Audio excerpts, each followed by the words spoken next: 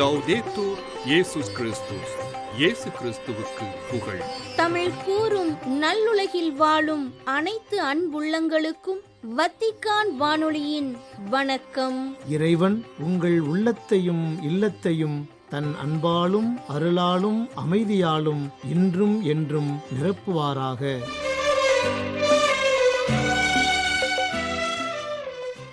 அன்பு நேயர்களே, இன்றைய நம் ஒளிபரப்பு உங்களுக்கு வழங்க இருப்பவை தடம் தந்த தகைமை, நேர்காணல் மற்றும் செய்திகள்.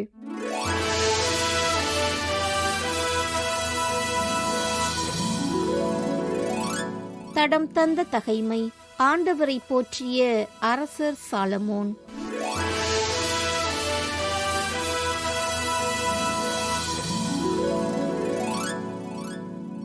சாலமோன் ஆண்டவரை நோக்கி, ஆண்டவரே, கரிய மேகத்திரளில் வாழ்வேன் என்று நீர் கூறியிருக்கிறீர். நானோ உமக்கென மேன்மைமிகு இல்லத்தை நீர் எந்நாளும் உறையும்படி ஓர் தளத்தை எழுப்பியுள்ளேன் என்றார். பின்னர் அரசர் திரும்பி இஸ்ரேல் சபையார் அனைவருக்கும் ஆசி வழங்கினார்.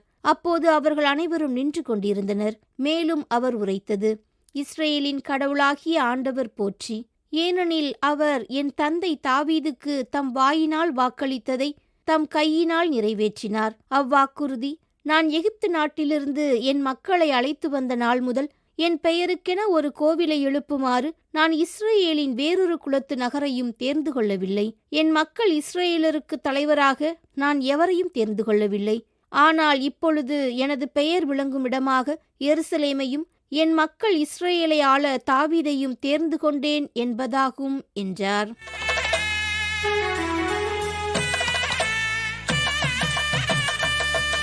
நேர்காணல். அறிவொளி ஊட்டும் ஆசிரியர்கள் தினம்.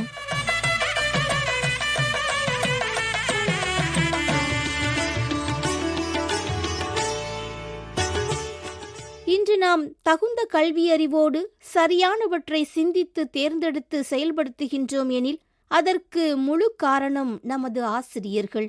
ஆசிரியர் என்பவர் வெறும் வார்த்தைகளை படித்து காட்டி கல்வியை போதிப்பவர் மட்டுமல்லர், நமது ஒழுக்கத்திற்கும் காரணமாக திகழ்பவர் அவர். இந்த உலகில் இருக்கும் எந்த ஒரு ஆசிரியரும் தனது மாணவரின் வளர்ச்சியினை கண்டு பொறாமையடைவதே இல்லை. தியாகங்களின் சிகரங்களாக திகழும் ஆசிரியர்களை மெழுகுதிரிகள், ஏணிகள், கலங்கரை விளக்கங்கள் என்று பலவாறு கூற கேட்டிருப்போம். அறிமுகம் இல்லாத நம்மை ஆளாக்கும் தன்மை கொண்டவர் ஆசிரியர். பாதி வழியில் நம்மை விட்டுச் செல்லாமல் நமது வாழ்க்கைக்கான வழியை காட்டிச் செல்பவர் அவர். இத்தகைய சிறப்புமிக்க ஆசிரியர்களை போற்றி மகிழ்வதற்காகவே இந்தியாவில் ஆசிரியர்கள் தினமானது ஒவ்வொரு ஆண்டும் செப்டம்பர் 5ஆம் நாள் கொண்டாடப்படுகின்றது. எனவே இன்றைய நமது நேர்காணலில் ஆசிரியர்கள் தினம் பற்றிய கருத்துக்களை நம்முடன் பகிர்ந்து கொள்ள இருப்பவர் அருள் தந்தை ஞான பிரகாசம். கோயம்புத்தூர் மறைமாவட்ட அருள் பணியாளரான தந்தை ஞான பிரகாசம் அவர்கள் பெங்களூருவில் உள்ள புனித பேதுரு திருப்பீட குருத்துவ கல்லூரியில் தத்துவம் மற்றும் இறையியல் பயின்றவர். கோயம்புத்தூர் மறைமாவட்ட இளைஞரணி இயக்குநராக பணியாற்றி வரும் தந்தை அவர்களை ஆசிரியர் தினம் பற்றிய கருத்துக்களை எடுத்துரைக்க எம் வத்திக்கான் வானொலி நேயர்கள் சார்பில் அன்புடன் அழைக்கின்றோம். வணக்கம் தந்தை ஞான பிரகாசம் அவர்களே. ஆசிரியர் தினம் கொண்டாடப்பட காரணம் என்ன என்பது பற்றி எங்களுக்கு கொஞ்சம் எடுத்துரையுங்களேன். அகில உலகமெங்கும் வாழ்கிற வத்திக்கான் வானொலி நேயர்களுக்கு எனது தாழ்மையான வணக்கத்தை உரித்தாக்கிக் கொள்கிறேன். இந்தியாவில் செப்டம்பர் மாதம் 5ஆம் தேதி ஆசிரியர் தினமாக கொண்டாடப்படுகிறது. ஏன் இந்த தினம் ஆசிரியர் தினமாக கொண்டாடப்படுகிறது என்ற கேள்விக்கு மிக அழகான ஒரு பதில் என்ன, டாக்டர் சர்வப்பள்ளி ராதாகிருஷ்ணன் என்பது மட்டுமே. இவர் செப்டம்பர் மாதம் 5ஆம் தேதி 1888 ஆண்டு திருத்தணியில் பிறந்தார். 1975ஆம் தேதி ஏப்ரல் மாதம் 17ஆம் தேதி இவ்வுலகை விட்டு மறைந்தார். இவர் வாழ்ந்த காலத்தில் தத்துவ இயல் பேராசிரியராக, சிறந்த கல்வியாளராக, நல்ல தத்துவ ஞானியாக, நல்லதொரு எழுத்தாளராக, ஏன் 1952 முதல் 1962 வரை இந்தியாவினுடைய துணை குடியரசுத் தலைவராக, அதைத் தொடர்ந்து 1962 முதல் 1967 ஆண்டு வரை இந்தியாவினுடைய 2வது குடியரசுத் தலைவராக இவர் வாழ்ந்தார். இவரது பிறந்த நாளை இவரது நண்பர்கள் சிறந்த முறையில் கொண்டாட வேண்டும் என்று கேட்டபொழுது, என்னுடைய பிறந்த நாளை தனிப்பட்ட முறையில் கொண்டாடுவதற்கு பதிலாக அதே நாளை ஆசிரியர் தினமாக கொண்டாடினால் நான் பெருமைப்படுவேன் என்று சொன்ன அவரது பதிலுக்கு இன்றளவும் நாம் செப்டம்பர் மாதம் 5ஆம் தேதியை ஆசிரியர் தினமாக கொண்டாடி வருகிறோம். ஏன் இந்த தினம் ஆசிரியர் தினமாக கொண்டாடப்பட வேண்டும்? ஏனென்று சொன்னால், சர்வப்பள்ளி டாக்டர் ராதாகிருஷ்ணன் அவர்கள் கல்வியினுடைய மதிப்பையும் ஆசிரியர்களுடைய அர்ப்பணிப்பையும் உயர்வாக கருதினார். எனவேதான் ஆசிரியர்களுக்கு நன்றி கடன் செலுத்துகிற நாளாக இந்த ஆசிரியர் தினம் அவரது பிறந்த நாளில் கொண்டாடப்படுகிறது என்பதை மறந்துவிட வேண்டாம். அவருடைய கல்விக்கான பங்களிப்பை சிறப்பாக செய்தார். ஆசிரியர்களுடைய பணியை மதித்தார், அவர்களுடைய அர்ப்பணிப்பை மதித்தார், அவர்களுடைய வழிகாட்டுதலை மதித்தார். எனவே நாமும் ஆசிரியர்கள் பணியையும் அவர்களது அர்ப்பணிப்பையும் அவர்களது வழிகாட்டுதலையும் மதிக்க வேண்டும் என்கிற ஒரு காரணத்திற்காக இந்த ஆசிரியர் தினம் செப்டம்பர் மாதம் 5ஆம் தேதி இந்தியாவினுடைய ஆசிரியர் தினமாக கொண்டாடப்பட்டு வருகிறது என்பதை நாம் மறந்துவிட முடியாது. ஆசிரியர்கள் இவ்வுலகத்திற்கு அளிக்கும் பங்களிப்பு யாது என்பது பற்றி கூற முடியுமா? ஆசிரியர் தினம் நாம் கொண்டாடுகிற பொழுது அவர்களுடைய பங்களிப்பை நாம் மறந்துவிட முடியாது.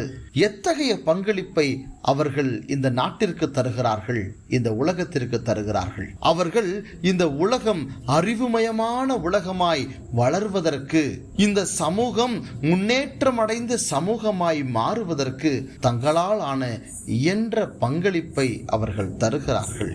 ஒரு மாணவனை சிறந்த மாணவனாக உருவாக்குகிற, நல்ல ஒரு மனிதனாக உருவாக்குகிற பண்பு யாரிடத்தில் இருக்கிறது என்று சொன்னால் அது ஆசிரியர்களிடத்தில் தானே இருக்கிறது. ஒரு மாணவனை நல்ல மருத்துவராகவோ, நல்ல பொறியாளராகவோ, நல்ல விஞ்ஞானியாகவோ, நல்ல தலைமைச் செயலாளராகவோ, அல்லது அவர் ஒரு தனிப்பட்ட வழியில் அவர் சிறந்து விளங்க உதவி செய்வது ஒரு சிறந்த ஆசிரியராகத்தானே இருக்கிறார். ஆசிரியர் ஒரு வழிகாட்டுகிற விளக்கு போல முன் செல்கிறார். அந்த விளக்கில் பின்தொடர்ந்து செல்கிற மாணவர்கள் சிறந்த சாதனையாளர்களாக, மிகச்சிறந்த விஞ்ஞானியர்களாக, நிறைய கண்டுபிடிப்புகளை கண்டுபிடிக்கிற, சாதிக்கிற மனிதர்களாக அவர்கள் வாழ்கிறார்கள். இவற்றையெல்லாம் கடந்து இந்த ஒரு சமூகம் மிகுந்த முன்னேற்ற பாதையில், வல்லரசை நோக்கிய பாதையில் அவர்கள் சென்று கொண்டிருக்கிறார்கள் என்று சொன்னால் அதற்கு மிக மிக முக்கிய காரணம் ஆசிரியர்கள் என்பதை நாம் மறந்துவிட முடியாது. இந்த உலகத்தினுடைய மிகப்பெரிய தலைவர்கள் இருக்கிறார்கள், மிகப்பெரிய விஞ்ஞானிகள் இருக்கிறார்கள், மிகப்பெரிய சிந்தனையாளர்கள் இருக்கிறார்கள். அவ்வளவு பெயருக்கும் மிக மிக முக்கியமானவர்களாய் இருந்தவர்கள் ஆசிரியர்கள் என்பதை நாம் மறந்துவிட முடியாது. ஒவ்வொரு மாணவனுக்கும் இதோ ஆசிரியர் தான் இன்னொரு பெற்றோராக, இரண்டாவது தாய் தந்தையாக இருந்து அவர்களை அறிவில் வளர்க்கிறார். ஒரு சமூகம் வாழ்கிறது என்று சொன்னால் அது ஆசிரியர்களுடைய பங்கு என்பதை நாம் மறந்துவிட முடியாது அன்புக்குரியவர்களே. எனவே ஆசிரியர்களுடைய வழிகாட்டுதல் ஒரு விளக்கை போல் இருப்பதால், ஒரு விளக்காக இருந்து எல்லா உலகம் முழுவதும் இருக்கிற மாணவர்களுக்கும் மிக அழகான பாதையை அவர்கள் காட்டுகிறார்கள், வாழ அழைக்கிறார்கள். இதுவே ஆசிரியர்கள் இந்த உலகத்திற்கு தருகிற சிறந்த பங்கு, சிறந்த குடிமகன்களை உருவாக்குகிற பங்கு என்பதை நாம் நினைத்து பார்க்க வேண்டும். ஓர் ஆசிரியராக நீங்கள் மக்களுக்கு கொடுக்கக்கூடிய செய்தி என்ன? ஒரு ஆசிரியராக இருந்து என்னுடைய கருத்து, இந்த மக்களுக்கு சொல்ல விரும்புகிற செய்தி என்ன என்று சொன்னால், நாம் கல்விக்கு முக்கியத்துவம் கொடுக்க வேண்டும், ஆசிரியர்களை மதிக்க வேண்டும்.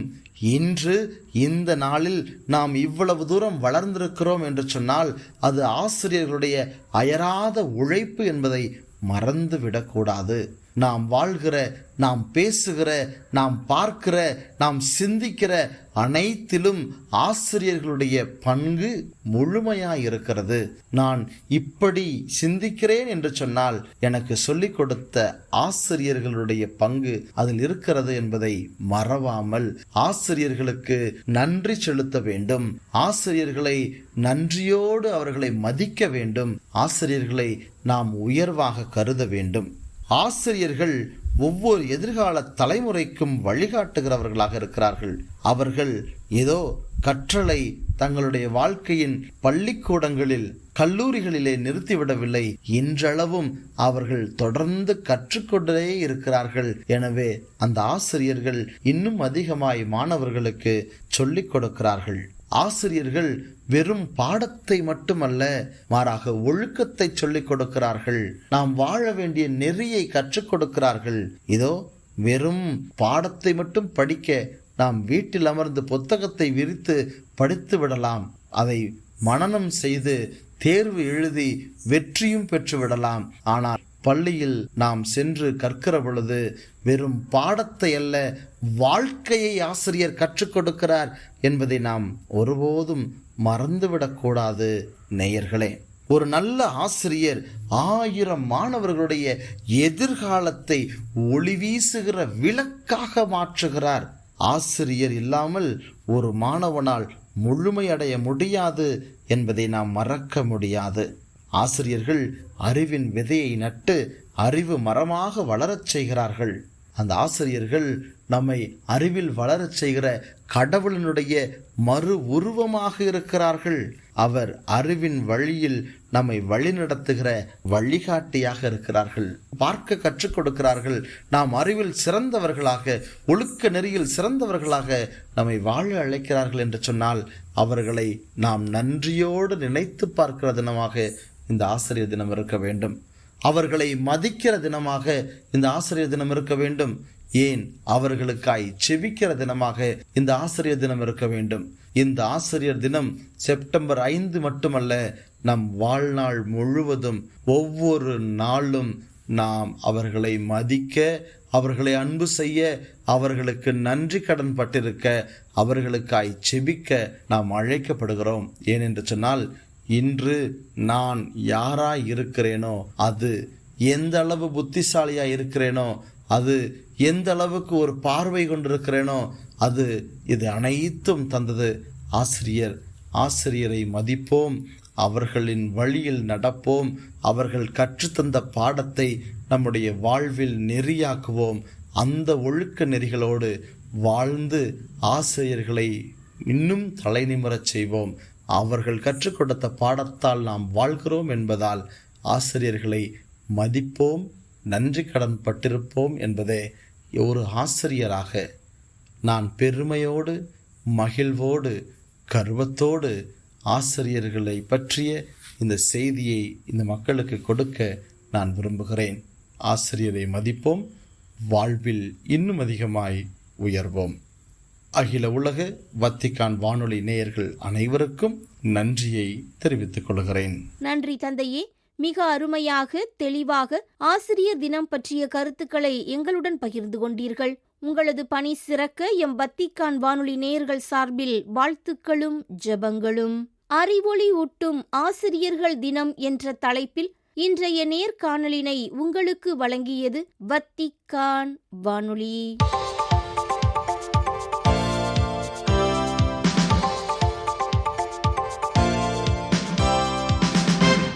செய்திகள். வெறுப்பு மற்றும் மனக்கசப்பின் விதைகள் வளரும் இடத்தில் அமைதியின் விதைகளாக இருங்கள் என்றும், துருவ முனைப்பு மற்றும் பகைமை நிலவும் இடத்தில் ஒற்றுமையின் நெசவாளர்களாக இருங்கள் என்றும் எடுத்துரைத்தார் திருத்தந்தை 14ஆம் லியோ. செப்டம்பர் 5 திங்களன்று வத்திக்கானின் கொன்சிஸ்தரோ அறையில் மத்திய தரைக்கடல் இளைஞர் மன்றத்தினர் ஏறக்குறைய 40 பேரை சந்தித்தபோது இவ்வாறு எடுத்துரைத்த திருத்தந்தை 14ஆம் லியோ அவர்கள், உரையாடல் சாத்தியம் என்பதற்கும் வேறுபாடுகள் செழுமையின் அடிப்படையாக இருக்கின்றன என்பதற்கும் சான்றுகளாக மத்திய தரைக்கடல் இளைஞர்கள் இருக்கின்றார்கள் என்றும் கூறினார். நம்முடன் வாழும் சகோதர சகோதரிகள் வேற்றினத்தாரோ எதிரியோ பகைவரோ மோசமானவரோ அல்ல, மாறாக எப்போதும் அவர் நம் உடன் பிறந்தோர் என்று எண்ண வேண்டும் என்றும் மோதலுக்கான காரணம் இது அல்ல என்றும் எடுத்துரைத்தார் திருத்தந்தை. அமைதியை ஏற்படுத்துபவர்களாக இருப்பது என்பது எளிதான காரியமல்ல என்று எடுத்துரைத்த திருத்தந்தை அவர்கள், இளைஞர்கள் எதிர்நோக்கின் அடையாளங்களாக, ஏமாறாத நம்பிக்கையாக, கிறிஸ்துவின் அன்பில் வேரூன்றிய நம்பிக்கையாக தொடர்ந்து இருக்க வேண்டும் என்றும் வலியுறுத்தினார். போர்த்துகலின் லிஸ்பனில் ஏற்பட்ட விபத்தில் இறந்தவர்கள் மற்றும் பாதிக்கப்பட்டவர்களுக்கு தனது ஆழ்ந்த இரங்கல்களை தந்திச் செய்தி ஒன்றின் வழியாக எடுத்துரைத்துள்ளார் திருத்தந்தை 14ஆம் லியோ. செப்டம்பர் 4 வியாழனன்று அனுப்பப்பட்ட திருத்தந்தை 14ஆம் லியோ அவர்களின் இரங்கல் தந்திச் செய்தியானது லிஸ்பனின் முதுபெரும் தந்தை டோம் ரூயில் மானுவேல் சோசா அவர்களுக்கு திருப்பீடச் செயலர் கர்தினால் பியத்ரோ பரோலின் அவர்களின் கையொப்பமிடப்பட்டு அனுப்பப்பட்டுள்ளது. தொங்கூர்தி எனப்படும் கேபிள் காரானது தடம் புரண்டு விபத்துக்குள்ளானதில் 15 பேர் உயிரிழந்தும் 18 பேர் காயமடைந்தும் உள்ள நிலையில் 5 பேரின் நிலை மிகவும் கவலைக்கிடமாக உள்ள நிலையில் இவ்விபத்தில் பாதிக்கப்பட்டவர்கள் மற்றும் காயமடைந்தவர்களுக்கு தனது ஆறுதல் செய்தியை அளித்துள்ளார் திருத்தந்தை. திரு அவை என்பது கடவுளின் மந்தை. அது கிறிஸ்துவின் விலைமதிப்பற்ற இரத்தத்தால் மீட்கப்பட்ட கடவுளின் மக்களை கொண்டது என்றும் ஆயர்கள் பாதுகாவலர்களாக உண்மையான உரிமையாளரின் விருப்பத்தின்படி கடவுளின் மந்தையை வழிநடத்த அழைக்கப்பட்டவர்கள் என்றும் கூறினார் கர்தினால் லூயிஸ் அந்தோனியோ தாக்லே. செப்டம்பர் 4 முதல் ரோமில் உள்ள புனித பேதுரு திருப்பீட கல்லூரியில் நடைபெற்று வரும் புதிய ஆயர்களுக்கான உருவாக்க பயிற்சியில் பங்கு பெற்ற ஆயர்களுக்கு வழங்கிய உரையில் இவ்வாறு எடுத்துரைத்தார் நற்செய்தி அறிவிப்பு பணி பேராயத்தின் தலைவர் கர்தினால் லூயிஸ் அந்தோனியோ தாக்லே.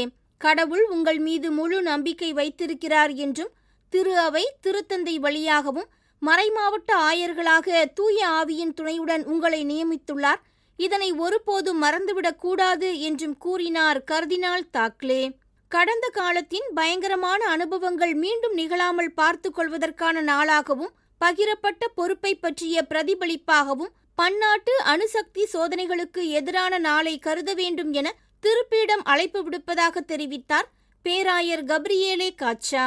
செப்டம்பர் 4 வியாழனன்று அணுசக்தி சோதனைகளுக்கு எதிரான பன்னாட்டு தினத்தை நினைவுகூர்ந்து ஊக்குவிப்பதற்காக ஐநா பொதுச்சபையின் உயர்மட்ட கூட்டத்தின் போது எடுத்துரைத்த அறிக்கையில் இவ்வாறு தெரிவித்தார் ஐநாவிற்கான திருப்பீட பிரதிநிதி பேராயர் கப்ரியேலே காச்சா.